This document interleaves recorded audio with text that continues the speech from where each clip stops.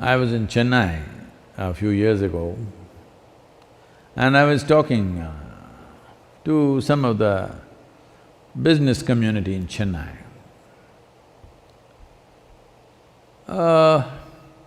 They were not particularly obese or something, but little trying to imitate the planet. Not by being on a spin, in form, I mean. So I said,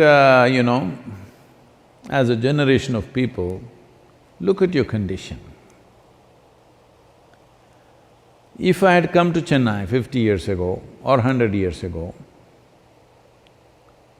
in what physical form people would be, in what level of physical fitness they would be, ordinary people I'm talking about. I'm not talking about gymnasts, sports persons, not those kind of people, ordinary people on the street. Or even now, in what kind of physical strength and condition people are in rural India, for example.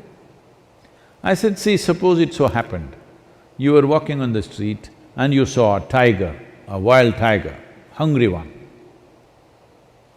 How many of you can at least climb a tree? And this is a spectacular show, a tiger on a Chennai street. This is not a everyday happening, it is something you must enjoy.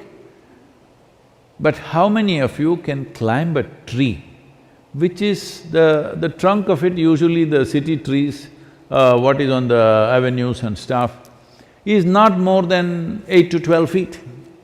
How many of you can climb this 8 to 12 feet and sit on a branch and enjoy the wildlife view? No. Only those guys who are doing the menial jobs, the guy who is sweeping the street, maybe he will go sit on the tree and watch how wonderful a breakfast you are. Why have we become like this? It's not that tiger is where is the tiger going to come? That's not the point. Why are you in this condition that you cannot do anything physically anymore? All you can go to office and come back. Those things are also necessary in today's world, but is it not important that you are in some way physically competent? Physical competence is a reflection of your physiological strength. And your physiological strength in many ways is the foundation for your psychological balance. It is no more in question. Your physiological strength is the foundation for your psychological balance in many, many ways. We've always been saying this, the yogic sciences, but people have been laughing at it because everything is keyhole.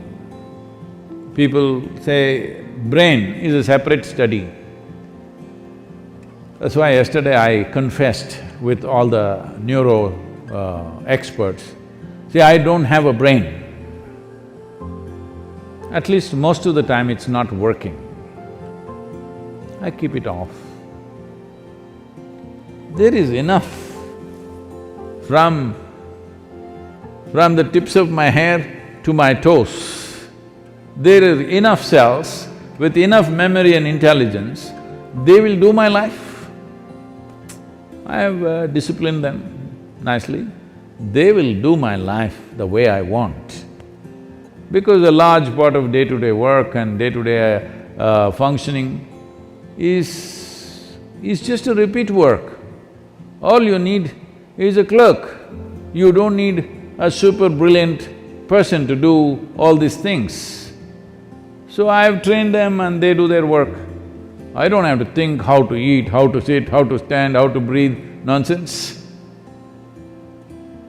It just happens by itself because a very stable and effervescent physiological condition is very, very important to have a certain level of psychological freedom. Otherwise, every little thing you do, you have to think. Once you think, inevitably you're confused about every damn thing that you do. Now, you're talking about because because of virus you ate too much. This is not because of virus you're eating too much. This is a kind of a compensatory activity that, you will see this in the cinema theaters and everything. If you have nothing to do, never before in the history of humanity was food simply available like this all the time. It's a wrong thing, that everywhere you walk there is food. It should not be. I see some of the corporations in America are organizing like this. Food and toilet should always be within whatever 50 feet or 100 feet, something they've fixed, 50 feet I think. Within 50 feet of wherever you are, there must always be food, and that food is usually 1 month old, of course, and there is a toilet. No, I think food and toilet both must be far away. Then you will keep your physiology in a conscious condition. Everywhere there is toilet, it's not good, because body has certain resilience. You wanting to run to the toilet is not just physiological, sometimes it may be when the body, at some time it is disturbed, at that time it may be. Otherwise, in normal conditions, it is more a psychological condition than a physiological condition. That all the time you want to message, not because you have something very significant to say, it is simply because it's a release. Similarly, going to the toilet is a release, sexuality is a release, wherever, whenever, whatever, all the time the same things, because you are building up nonsense within yourself all the time. You need a release, all the time release. These things are being openly talked about as part of psychiatry, that you must find release. Why are you pent up? I think in one of the interviews, some journalist was asking me, Sadhguru, what do you do to unwind yourself? I said, what? Why will I wind myself up, first of all? I don't wind myself up and then want to unwind somewhere. What are you? Are you a grandfather clock or something? You wind yourself up. Even the watch doesn't need any winding anymore, it runs by itself. Why are you winding yourself up? This is simply because you understand life as an accumulation. Yes, body is an accumulation, mind is an accumulation, but life is not an accumulation, it's a phenomena that's happening. If you have not tasted that phenomena, you know only accumulations, you always think the safety is in accumulation, whether it's wealth, money, this, that, and body. But at least your money you can keep it in the bank, though it may be heavy in your mind. But if you accumulate too much body, you have to carry it around every moment of your life. And in the world today, 30% of the population is malnourished, and around the same percentage of people are obese, overweight. See, you can fix it. The world's problems of malnourishment, you can fix it. So, this practice is there in the Isha Yoga Center. Whenever cause comes up, when Isha Vidya, educating rural children, raising funds for it became a problem, then many people in the yoga center took this up. On Wednesday evenings, I won't have dinner and let that money go to the children. I think you must find 7 causes like this. I can give you 7. Monday for Rally for Rivers, Tuesday for Kaveri Calling, Wednesday for Isha Vidya, Thursday is called Guruvar, this is for your Sadhguru. Friday for Devi, because that's her day.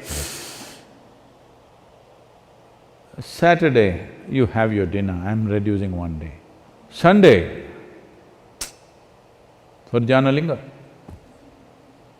Like this, you find 7 or at least 6 causes where 6 dinners you give away. Morning you eat, all right? 10 o'clock in the morning you eat well, and again eat 10 o'clock tomorrow morning. And also, because you need to keep social distancing, drive out of the town and walk back. Get into your bus, buy a ticket for 10 kilometers away and just walk back. Best you go without your phone and your wallet, so that you have to walk back. Do something, come on. Already there is one problem. You want to multiply your problems, huh? You want to increase the size of your problem? Don't do that. There's enough problem already. I'm telling you there's substantial problem. Just because I'm laughing and joking about this, don't think there is no problem. There is substantial problem. Don't fool yourself, because if your body and your mind is in a certain condition, you can easily fool yourself. This happened. Shankaran Pillai was running a garment shop here in United States. And a lady came to buy some kind of a pullover. So, he promised her it is 100% wool. She took it, went home. The next day she came back and she said, "You said it's 100% wool, but here the label says it is made in Bangladesh and it's 100% cotton." He said, "Ma'am, don't you be fooled by this. The label is only to fool the moths."